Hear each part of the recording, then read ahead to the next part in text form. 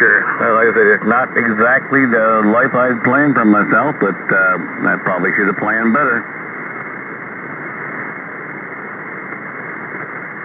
Oh, at least you have a plan, you know? I mean, I don't even have a plan. I'm just planning on retiring and do whatever the hell I want to do.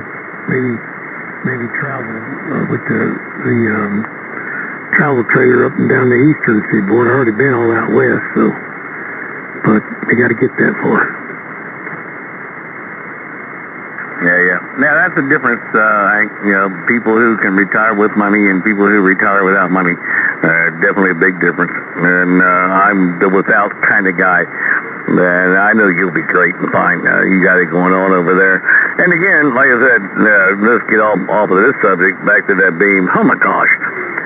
It takes a four-cylinder motor to turn that damn thing, doesn't it? No, that tail twister rotor would turn it fine, and it just had been refurbished before they put it up. I found out too yesterday when we plugged it up that the guy, a buddy of mine that was over there helping me, he's the one that put it up originally, and he said, yeah, 3 years ago they completely rebuilt the rotor, all new bearings, brushes, bushings, everything, all brand new. He said, so it's really a brand new rotor, 3 years old. And then we looked up the stuff on the beam, and the beam, he bought it 4 years ago. So it's not really, it's not that old. And, man, he had just, I don't even know how many, he's a contester, man. I mean, he's won so many contests, got trophies and badges and all kinds of shit. Yeah, did you get the switches figured out, or did he get the switches figured out for raising the hazer up and down? I figured out how to hotwire the switch, or hotwire the wires so it can make it go up and down, and I'm going to order a switch for it, made for it. I hadn't got that far yet either. I was so wore out from yesterday. Just getting it up there on the hazer was quite a chore. Roger. I can only imagine. All right, I'll let Mike talk to you or somebody else. Been kind of quiet here so far tonight, so all right. Talk to you later, Hank. Thank you again for everything you did. And KD4TW, that's OK Tom. No problem, Tom. Good hearing you, too. You're sounding great over here. We're just going to listen in a little bit. I think it's close enough to 5 o'clock to make a cold beverage in the top of the hour. KG4VT.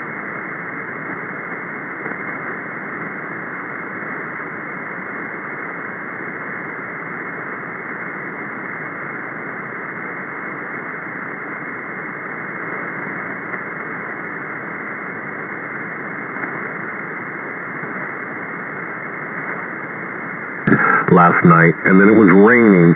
It melted through the paracord that was holding it up. It literally melted. It caught on fire, melted it, and poof, it was laying on the ground this morning. I wonder why my SWR got so high last night. Damn it, man. Well. I called it. I was so wore out from yesterday's event. Man, I called it early last night. I just wore out. Yep. I don't know. I got a lot of sun yesterday, and driving around in the Jeep with the roof open and the windows down, and did the whole causeway riding on the sand at the water and all that stuff. And I had a productive day, and then abused my liver the rest of the night.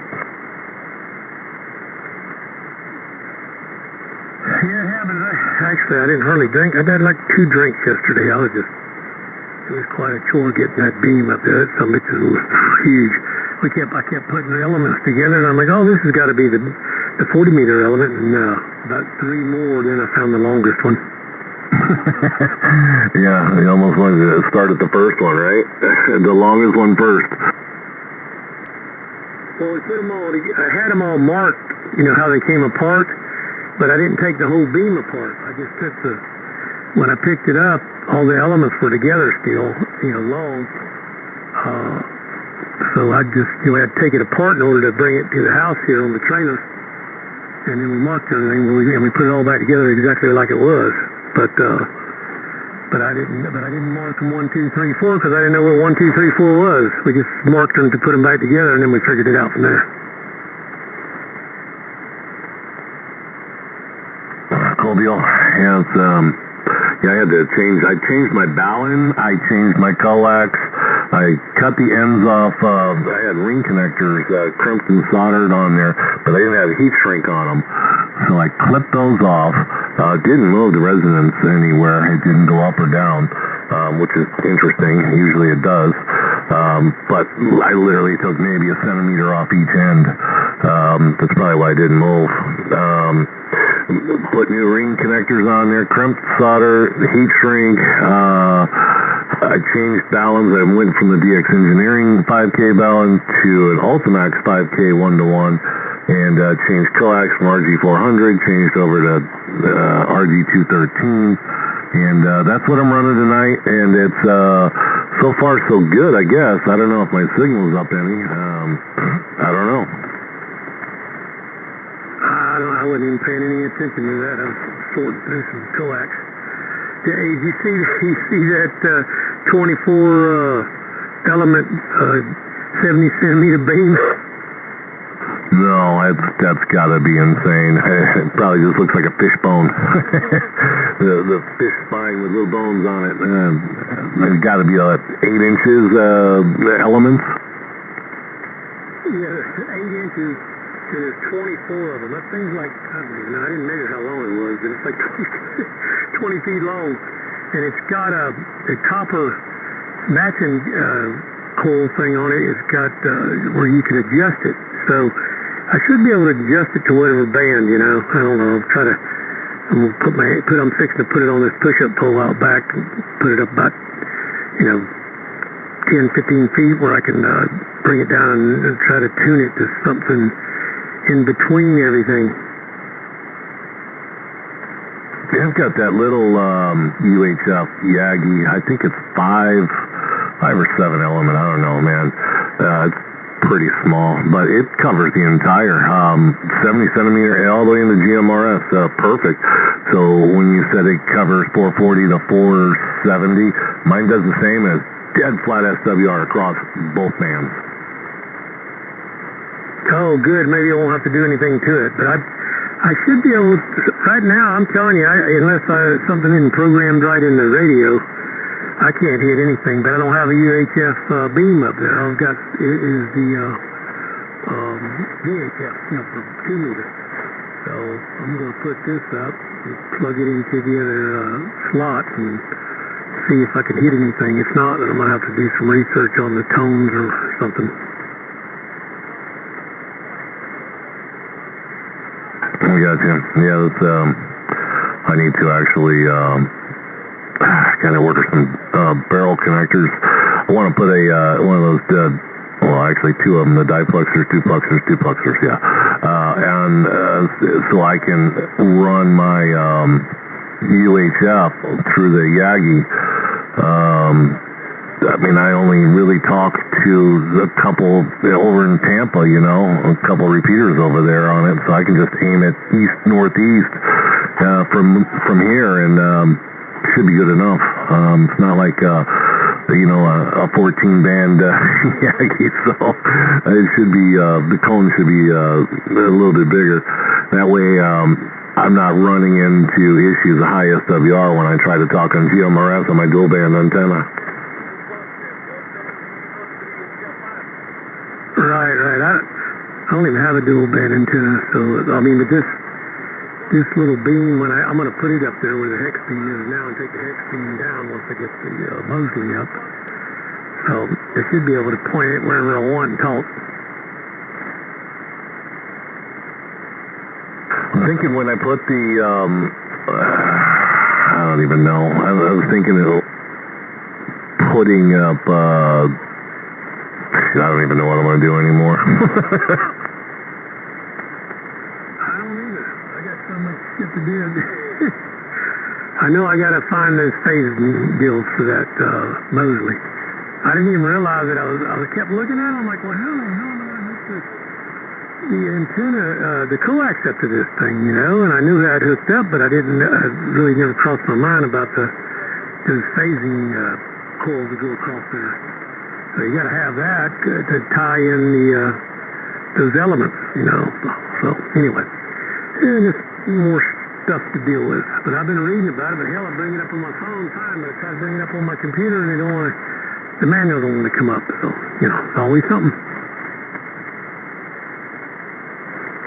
Now, each one of those things connect to each other, or you just connect with that, whatever that thing is, to one spot on the boom, or do you have to hook each one of those elements up? Well, I'm not sure. It looks to me like it's got some kind of phasing coil that goes across right in the center, you know, right between where the mass hooks up. Those first two elements going each way are insulated. So there's a phasing loop that goes around those, goes to those, and then the ground goes to the boom, and then the hot goes to the phasing loop, and then it ties them all together. And then you go from there. So anyway, I'm probably going to have to get one of my buddies, the expert at Mosley, over here to help me guide me through it. Yeah, because, yeah, it's crazy. I don't even know what that thing is called. You said phasing loop for Mosley. Yeah, let me see here. Hang on a minute.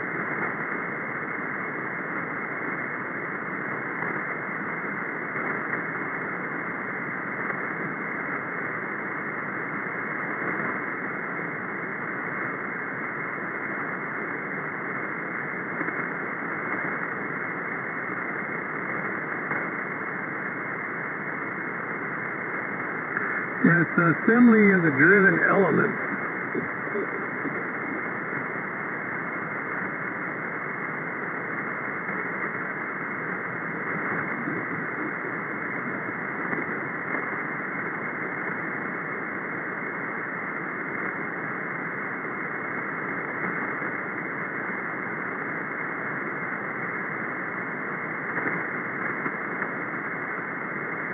Let's see, it says the bend in the phasing line goes in towards each other, over the boom. I've been reading it. I read it in pieces, and then I went back and read it all, and I'm still not sure and clear on it, but I'm getting there. I just pulled up the manual. See if I can find it. It says Pro 67D, correct? No, it's a C, Pro 67C3, and I'm on page 11 of 8, or 8 of 11.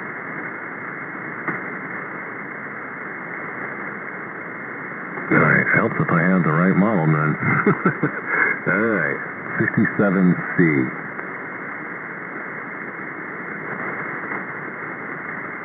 Yeah, 7-band high-performance beam. It's got so much shit in here. You can... And that thing is big.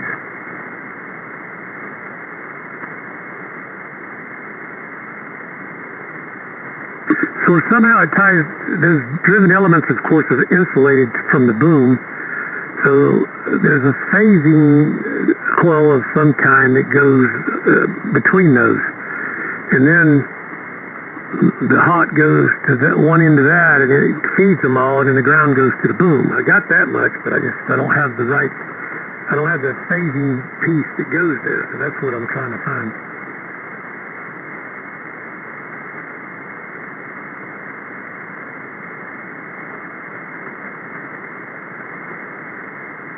Alright, I found the right manual. What page is that? Yeah. Phasing lines. That's what it's called, phasing line. Phasing line on driven elements. Preparing coax for phasing line hookup. Okay. Let me zoom in on that. And, I'll figure there's no page number on it. Anyway, I'm going to look at that.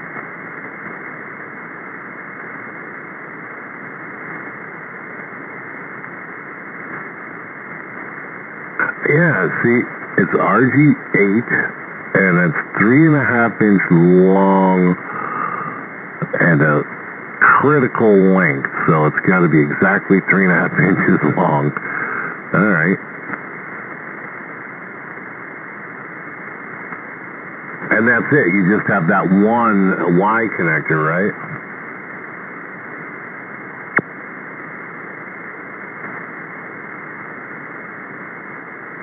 Hang on, Mike. I'll be right back. I gotta go find some taps real quick. All right. Enzy will be on the side.